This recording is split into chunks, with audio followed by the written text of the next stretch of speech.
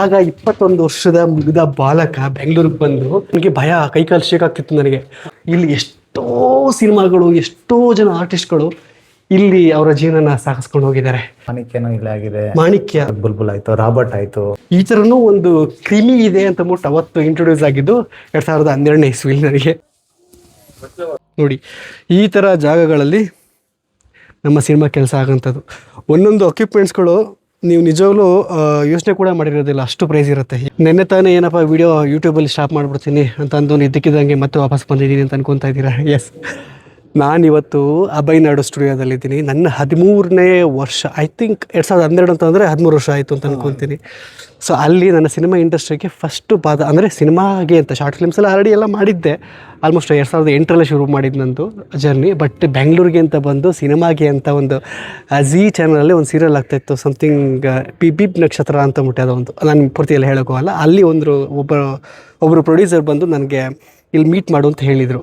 ಅಭಯನಾಡು ಸ್ಟುಡಿಯೋಗೆ ಹೋಗ್ಬಿಟ್ಟು ಆವಾಗ ಬಾಲಾಜಿ ಸ್ಟುಡಿಯೋ ಅಂತಲೂ ಗೊತ್ತಿಲ್ಲ, ಅದೊಂದು ಸ್ಟುಡಿಯೋಗೆ ಹೋಗು, ಅಲ್ಲಿ ನಿಂಗೆ ಸಿಗ್ತಾರೆ, ಅವ್ರು ನಿನ್ನ ಮಾತಾಡಿಸ್ತಾರೆ ಅಂತ ಅಂದ್ಬಿಟ್ಟು ಅದೇ ಜಾಗಕ್ಕೆ ಬಂದಿದ್ದೀನಿ ನಾನು. ಇಲ್ಲಿ ಇದು ಯಾವ ಜಾಗ ಅಂತಂದರೆ ನಿಮ್ಗೆ ಸುಮಾರು ಜನಕ್ಕೆ ಗೊತ್ತಿಲ್ಲ ಅಂತಂದರೆ ಅಭಯನಾಡು ಸ್ಟುಡಿಯೋ. ಇಲ್ಲಿ ತುಂಬ ಭರ್ಜರಿ ಬ್ಯಾಚಲರ್ಸ್ ಆಗಿರ್ಬೋದು ಅಥವಾ ವೀಕೆಂಡ್ ವಿತ್ ರಮೇಶ್ ಆಗಿರ್ಬೋದು, ಎಲ್ಲ ಇದೇ ಸ್ಟುಡಿಯೋದಲ್ಲಿ ಆಗಂಥದ್ದು. ಸೊ ಇದ್ರ ಬಗ್ಗೆ ಎಲ್ಲ ಮಾತಾಡ್ತಾ ಹೋಗ್ತಾ ಇರ್ತೀವಿ. Welcome back to promo blogs. ಭೇಟಿ ಅಂತ ನಾನು ಅಂದುಕೊಂಡಿದ್ದೆ, ಪುನಃ ಪುನಃ ಭೇಟಿಯಾಗಿದ್ದೆ. ಇದು ಆ್ಯಕ್ಚುಲಿ ನಮ್ಮ ಅಜಯ್ ಅವರು ನನ್ನ ಸಿನಿಮಾ ಟೈಮಲ್ಲಿ ಪರಿಚಯ ಆಗಿದ್ದು. ಇವರು ಭಾರ್ಗವ್ ಅಂತ. ನಾನು ಬ್ಯಾಂಗ್ಳೂರಿಗೆ ಬಂದಾಗ ಅರೇನಾದಲ್ಲೇ VFX ಎಡಿಟಿಂಗ್ ಎಲ್ಲ ಕಲಿತಾ ಇರಬೇಕಾದ್ರೆ ನನ್ನ ಸ್ನೇಹ ಬಳಗದ ಜೊತೆ ಸೇರಿ ನಾವೆಲ್ಲ ಫ್ರೆಂಡ್ಸ್ ಆಗಿ ಆಗಲೇ ಶಾರ್ಟ್ ಫಿಲ್ಮ್ಸ್ ಅಂತೆಲ್ಲ ಶುರು ಮಾಡಿದವರು ಇವರು, ಅವರ ಸ್ನೇಹಿತರು. ಬನ್ನಿ ಹಾಗೆ ನಾವು ಬಾಲಾಜಿ ಸ್ಟುಡಿಯೋ, ಬಟ್ ಈಗ ಕ್ಲೋಸ್ ಆಗ್ಬಿಟ್ಟಿದೆ ಅನ್ಸುತ್ತಲ್ಲ? ಬಾಲಾಜಿ ಕ್ಲೋಸ್ ಆಯಿತು ಸರ್, ಕ್ಲೋಸ್ ಆಗಿದೆ. ಓಕೆ, ಈಗ ಈ ಜಾಗದಲ್ಲಿ ಆಲ್ಮೋಸ್ಟ್ ಒಂದು 8-9 ವರ್ಷ ನೀವು ಬಾಲಾಜಿ ಸ್ಟುಡಿಯೋದಲ್ಲಿ ಕೆಲಸ ಮಾಡಿಕೊಂಡು ಈಗ ಇವರೇ ಒಂದು ಓನ್ ಆಗಿ ಇದೇ ಜಾಗದಲ್ಲಿ, ಅಂದರೆ ಎಷ್ಟು ಖುಷಿ ಆಗುತ್ತಲ್ಲ ನೋಡಿ. ನೀವು ಅವಾಗ ಬಂದಾಗ ಚಿಕ್ಕ ವಯಸ್ಸು ಅನ್ಸುತ್ತಲ್ಲ? ಚಿಕ್ಕ ವಯಸ್ಸು ಸರ್, ಈಗ 8 ಇಯರ್ಸ್ ಅಂದರೆ ನನಗೆ ಒಂದು 20-21 ಇದ್ದೆ ಅನ್ಸುತ್ತೆ. 20. ಓಕೆ, ನೀವು 21 ಬಂದಿದ್ದೆ. ಓಕೆ, ನೋಡಿ ಹೆಂಗಾಗಿದೆ ಬಾಲಾಜಿ ಸ್ಟುಡಿಯೋ. ನಾನು ಬಂದಾಗ ಎಲ್ಲ ಯಾವಾಗಲೂ ದೀಪ ಉರಿತಾ ಇರ್ತಿತ್ತಿಲ್ಲಿ ಆ ಟೈಮಲ್ಲಿ. ಫುಲ್ ಎಲ್ಲ ಖಾಲಿ ಆಗ್ಬಿಟ್ಟಿದೆ ಇವಾಗೆಲ್ಲ ಫುಲ್ ಖಾಲಿ ಆಗೋಗ್ತಿದೆ. ಓಕೆ, ಇಲ್ಲಿ ಯಾವ್ಯಾವ ಸಿನಿಮಾ ಆಗಿದೆ ಸರ್? ಇಲ್ಲಿ ಸುಮಾರು ಒಂದು 1700-200-300 ಸಿನಿಮಾ ಆಗಿದೆ ಸರ್ ಈ ಸ್ಟುಡಿಯೋ. 1200-300 ಸಿನಿಮಾ. ಬಟ್ ಈಗ ಈ ತರ ಖಾಲಿ ಉಡಿತಿರೋದು ನೋಡಿದ್ರೆ ಬೇಜಾರಾಗುತ್ತೆ ಅಲ್ವಾ? ನಮ್ಗೆ ಆಕ್ಚುಲಿ ಅಳು ಬರುತ್ತೆ ನೋಡಿದ್ರೆ ಅಲ್ವಾ? ಸಂಕಲನರು ಇಲ್ಲಿ ನಾನು ಏನು ಕೇಳಿ ಮತ್ತೆ ಬಂದೆ ಅಂದರೆ ಆ ನೆನಪುಗಳು ನನಗೆ ಕರೆಕ್ಟಾಗಿದೆ. ಅಲ್ಲಿ ಸ್ಟುಡಿಯೋದಲ್ಲಿ ರೆಕಾರ್ಡ್ ಆಗ್ತಿದ್ದಂಗೆ ನನಗೆ ಭಯ, ಕೈಕಾಲು ಶೇಕ್ ಆಗ್ತಿತ್ತು ನನಗೆ. ಎಂಟ್ರಿ ಆದಾಗ ಅಲ್ಲಿ ದಿಗ್ಗಜರೆಲ್ಲ ಇದ್ರು, ಸುಮಾರು ಒಳ್ಳೊಳ್ಳೆ ರೆಕಗ್ನೈಸ್ ಇರೋ ಆರ್ಟಿಸ್ಟ್ಗಳೆಲ್ಲ ಇದ್ರು ಇಲ್ಲಿ. ಎಂಟ್ರಿ ಆದಾಗ ಇಲ್ಲೊಬ್ರು ಫುಲ್ ನಿಂತ್ಕೊಂಡು ದಮ್ ಹೊಡಿತಾಯಿದ್ರು ಇಲ್ಲಿ ಅಂತ.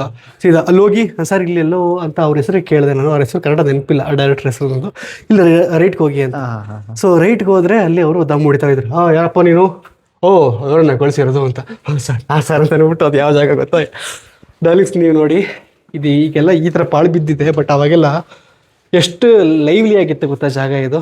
ಇಲ್ಲಿ ಎಷ್ಟೋ ಸಿನಿಮಾಗಳು, ಎಷ್ಟೋ ಜನ ಆರ್ಟಿಸ್ಟ್ಗಳು ಇಲ್ಲಿ ಅವರ ಜೀವನನ ಸಾಗಿಸ್ಕೊಂಡು ಹೋಗಿದ್ದಾರೆ.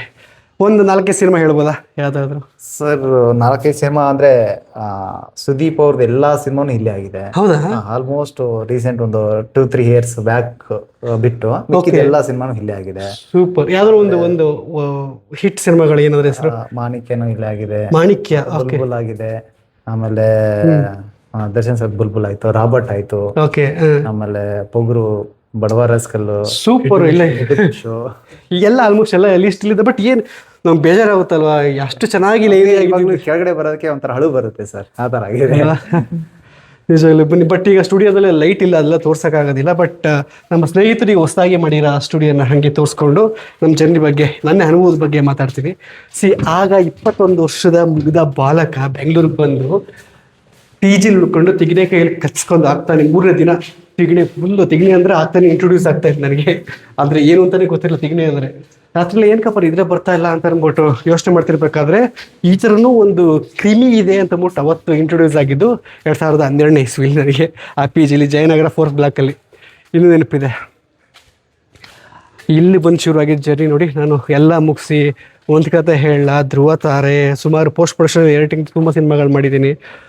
ಇಂಟರ್ನ್ಯಾಷನಲ್ ಫೆಸ್ಟಿವಲ್ ಇಂಟರ್ನ್ಯಾಷನಲ್ ಫೆಸ್ಟಿವಲ್ ನಾಮಿನಿಯಿಂದ ಹಿಡಿದು ಪ್ರತಿಯೊಂದು ಈಗೇನು ಶಾರ್ಟ್ ಫಿಲ್ಮ್ಸ್ ಅಂತೆಲ್ಲ ಬಂದಿದೆ ನನ್ನ ಚಾನಲಲ್ಲಿ, ಎಲ್ಲ ಜರ್ನಿ ಶುರುವಾಗಿದ್ದು, ಕನಸೆಲ್ಲ ಶುರುವಾಗಿದ್ದು ಈ ಥರ ಒಂದು ಜಾಗದಲ್ಲಿ. ಎಷ್ಟು ಖುಷಿ ಆಗುತ್ತಲ್ಲ. ಬಟ್ ಈಗ ಮಾತಾಡ್ತಾ ನಮ್ಮ ಅಜಯ್ ಅವ್ರಿಗೆ ನಿಮ್ಮ ಅನುಭವ ಹೀಗಿದೆ, ಯಾಕಂದರೆ ನೀವು ಊರು ಬಿಟ್ಟು, ನಿಮ್ಮ ಸ್ವಂತ ಊರು ಯಾವುದು? ಸರ್ ಹೊಸಪೇಟೆ ಸರ್ ನಮ್ಮದು. ಹೊಸಪೇಟೆಯಿಂದ ಒಬ್ಬ ರೂರಲ್ ಪ್ಲೇಸ್ ಅಲ್ಲ ನಿಮ್ಮದು?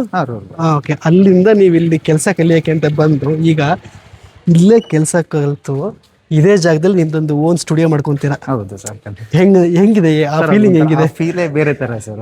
ಈಗ ನಮ್ಮ ಸುಬ್ಬು ಸರ್, ಕರಿ ಸುಬ್ಬು ಅವರು ಹೇಳ್ತಾ ಇದ್ರು, ಅವ್ರು ಮೊನ್ನೆ ಬಂದಾಗ ಡಬ್ಬಿಂಗ್ ಬಂದಾಗ. ಕರಿ ಸುಬ್ಬು ಸರ್ ಅಂತಂದ್ರೆ ಆರ್ಟಿಸ್ಟ್ ಇದಾರಲ್ಲ, ಇದು ಆಕ್ಚುಲಿ ಈ ಜಾಗ ಅವ್ರದೇ. ಈ ಜಾಗ ಅವ್ರದ್ದೇ, ಸ್ಟುಡಿಯೋ ಅವ್ರದ್ದೇ. ಕರೆಕ್ಟ್. ಯಾ, ಇದು ಎಂಟ್ರೆನ್ಸು ರೆಡಿ ಮಾಡಿ ಇಟ್ಕೊಂಡಿದ್ದಾರೆ ನೋಡಿ.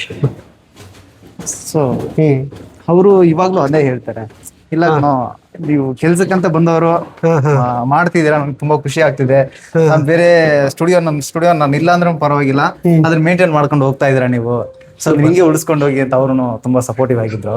ಸೊ ನಾವು ಮಾಡೋದಕ್ಕೂ ಅವರು ಒಂದು ಬೆಂಬಲ ಅಲ್ವಾ, ಆ ತರ. ಸೂಪರ್. ಅಂದ್ರೆ ದೊಡ್ಡವ್ರ ಸಪೋರ್ಟ್ ಇದ್ರೆ ಅದೆಲ್ಲಾನು ಕೈ ಹಿಡಿತ. ಎಲ್ಲ ಪೂಜೆಯಲ್ಲಿ ಆಗ್ಬಿಟ್ಟಿದೆ ಆಲ್ರೆಡಿ. ನಿಮ್ಮ ಫ್ಯಾಮಿಲಿ ಎಲ್ಲ ಬಂದಿದ್ಯಾ? ನಮ್ಮ ಫ್ಯಾಮಿಲಿ, ಅಪ್ಪ ಅಮ್ಮ. ಹೌದಾ?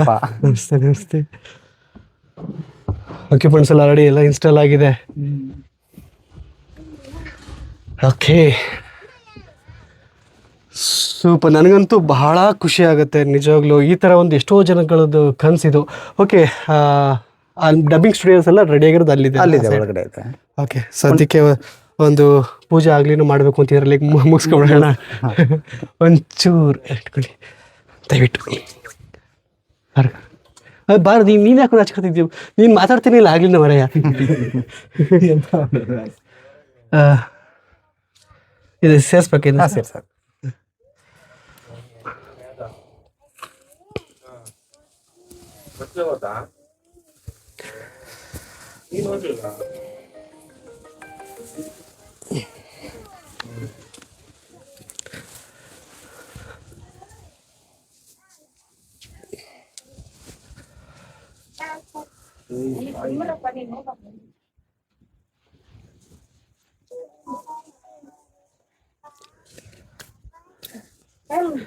ನೀವು ಇದುವರೆಗೂ ಯಾವ ಸಿನಿಮಾ ಮಾಡಿದ್ದೀರಾ?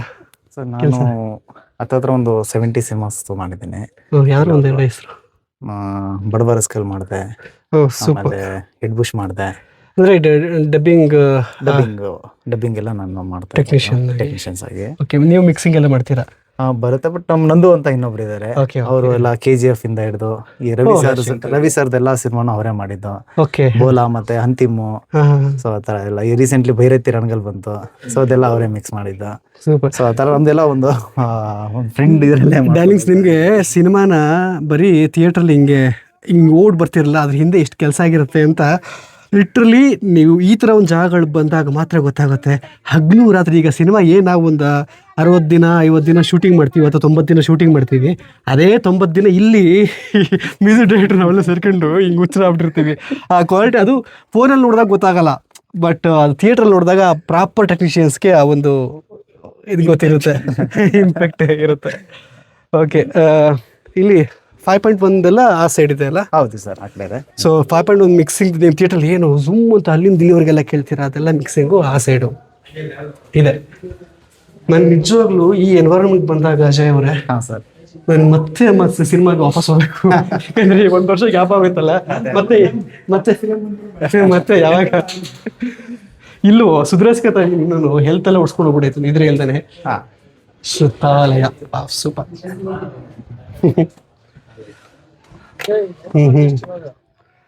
ಆಕ್ಚುಲಿ ನಾವು ಫಸ್ಟ್ ಇವಾಗ ಡಬ್ಬಿಂಗ್ ಅಂತ ಫಸ್ಟ್ ಮಾಡ್ಕೊಂಡಿದ್ದು ಇದನ್ನ. ಸೊ ಡಬ್ಬಿಂಗ್ ಮಾಡ್ತಾನೆ ಮಿಕ್ಸಿಂಗ್ನು ಇಲ್ಲೇನೆ ಪ್ಲಾನ್ ಮಾಡ್ಕೊಳ್ಳೋಣ ಅಂತ ಒಳಗಡೆನೆ ಮಿಕ್ಸಿಂಗ್ ಮಾಡ್ಕೊಂಡ್ವಿ. ಸೂಪರ್. ಅದ್ರ ಬಗ್ಗೆ ಹೇಳ್ಬೋದಾ? ತುಂಬಾ ಜನಕ್ಕೆ ಫ್ಯಾಷನ್ ಅನ್ಸುತ್ತೆ, ಬಟ್ ಫ್ಯಾಷನ್ ಅಲ್ಲ. ಏನಂದ್ರೆ ವೇವ್ಸ್ ನ ಕಂಟ್ರೋಲ್ ಮಾಡೋದಕ್ಕೆ ಡಿಫ್ಯೂಸರ್ಸ್ ಅಂತ ಹೇಳ್ತೀವಿ ನಾವು. ಸೌಂಡ್ ರಿಫ್ಲೆಕ್ಟ್ ಆಗ್ಬಿಟ್ಟು ಇದು ತುಂಬಾ ಹೈಟ್ ಇದೆ. ನಮ್ಮ ಹತ್ರ ಇರೋ ಸ್ಪೀಕರ್ಸ್ ಬಂದ್ಬಿಟ್ಟು ದೊಡ್ಡ ಸ್ಪೀಕರ್ಸ್ ಜೆನ್ಲಾಕ್. ಸೊ ಇವಾಗ ಈ ಹಾಲ್ ನ ಕವರ್ ಮಾಡೋದಕ್ಕೋಸ್ಕರ ರಿಫ್ಲೆಕ್ಟ್ ಆಗ ಸೌಂಡ್ಸ್ ರಿಫ್ಲೆಕ್ಟ್ ಆಗ್ಬಾರ್ದು ಅಂತ ಅದನ್ನ ಯೂಸ್ ಮಾಡ್ತೀವಿ ಸರ್. ಎಕೋ ಆಗಿ ಬೋನ್ಸ್ ಆಗ್ಬಾರ್ದು ರೀಸನ್. ಒಳಗಿಂದ ಒಳಗೆ ನನಗೆ ಆಲ್ಮೋಸ್ಟ್ ಎಲ್ಲ ಸ್ಟುಡಿಯೋದು ಒಂದೇ ಸ್ಮೆಲ್ ಬರುತ್ತೆ. ಬಂದಿದೆ ಹೊಟ್ಟೆ ಕಳೆಲ್ಲ ಒಂಥರ ಕ್ಯೂಸ್ತಂಗೆ ಆಗುತ್ತೆ ನನಗೆ. ಯಾಕಂದ್ರೆ ಆ ಸಿನಿಮಾ ಅನ್ನೋದು ಆ ಥರ ಫೀಲಿಂಗ್ ಅಲ್ವಾ ಅದು ಒಳಗಡೆ.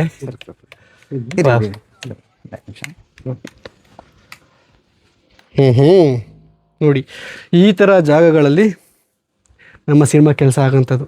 ಒಂದೊಂದು ಅಕ್ವಿಪ್ಮೆಂಟ್ಸ್ಗಳು ನೀವು ನಿಜವಾಗ್ಲೂ ಯೋಚನೆ ಕೂಡ ಮಾಡಿರೋದಿಲ್ಲ, ಅಷ್ಟು ಪ್ರೈಸ್ ಇರುತ್ತೆ. ಈಗ ನಮ್ಮ ಸಿನಿಮಾ ಕ್ಯಾಮ್ರಾಗಳೆಲ್ಲ ಬಾಡಿನೇ 25 ಲಕ್ಷದಿಂದ ಶುರು ಆಗುತ್ತಲ್ವ ಸಿನಿಮಾ ಕ್ಯಾಮ್ರಾ ಅಂತ ಬಂದರೆ. ಸೊ ಇದೆಲ್ಲ ಹಾಗೆ ಅದೇ ಥರ FX3 ಇದೆಲ್ಲ ಆರಾಮ್ಸೆ ಸಿನಿಮಾ ಮಾಡ್ಬೋದು ಕಣ್ರಿ. ಯಾರ್ದು ಕ್ಯಾಮ್ರಾ? ನಮ್ಮ ರಾಜು ಅಂತ ಹೌದಾ? ಓ ಸೂಪರು. ಹೀಗೆ ಸರ್ ಡೆಮೋ ಪ್ಲೇ ಮಾಡಿ ಸರ್. ಇಲ್ಲ ಸ್ಟಾರ್ಟ್ ಆಗ್ಬಿಡುತ್ತೆ. ಇಲ್ಲ ಪರವಾಗಿಲ್ಲ. ಆಲ್ರೆಡಿ ರಿಲೀಸ್ ಆಗಿರೋ ಮೂವೀಸ್ ಅಲ್ವಾ, ಆಲ್ರೆಡಿ ಯೂಟ್ಯೂಬ್ ಅಲ್ಲಿ ಇದೆ, ಒಂದಷ್ಟು ಇದಾವೆ. ಅಲ್ಲ ಆಗುತ್ತೆ, ಬಟ್ ಅದರಲ್ಲಿ ಜಡ್ಜ್ಮೆಂಟ್ ಸಿಗಲ್ಲ. ಸುಮ್ಮನೆ ಜಸ್ಟ್ ಗೊತ್ತಾಗುತ್ತೆ ಅವ್ರಿಗೆ. ಈಗ ಏನಿದ್ರು ಪಾಪ ಅವ್ರಿಗೆ ಗೊತ್ತಾಗಲ್ಲ, ಜಸ್ಟ್ ನೋಡ್ತಾ ಇದ್ರೆ ಎಸ್ ಇದು ಹಿಂಗಿದೆ ಈ ಥರ ಅಂತ ಅಂದ್ಬಿಟ್ಟು.